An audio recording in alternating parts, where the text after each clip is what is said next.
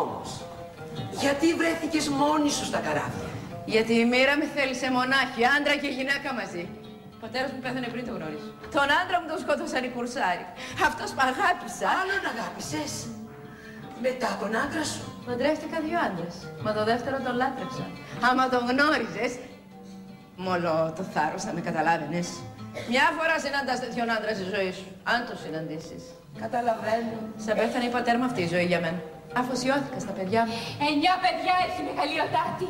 6 δικά της και 3 του Μπούμπουλη. Ο άντρας όμως, λένε, έκανε κακό μεγάλο. Πήγε με τους Ρώσους ενάντια στο γιο μου. Δεν είναι αλήθεια? Πες μου και θα σε πιστέψω. Αλήθεια είναι. Τον άντρα σου περιέγραψα. Και είμαι σίγουρη αν αγάπησες ποτέ σου τέτοιον άντρα θα αγάπησες κι εσύ. Μπορούσε να σκύβει το δυνάστη του. Μπορούσε να είναι προδότης της χώρας του. Όχι. Μα σημαίνει πήγε με τους Ρώσους. Κόντρα σε εμάς.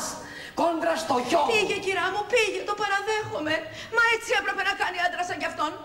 Και έπειτα φταίει ο γιος σου για τα εγκλήματα που έκανε ο πατέρας του. Ποιος θα ωφεληθεί αν μου πάρουν το γιο σου έξω από τον προδότη?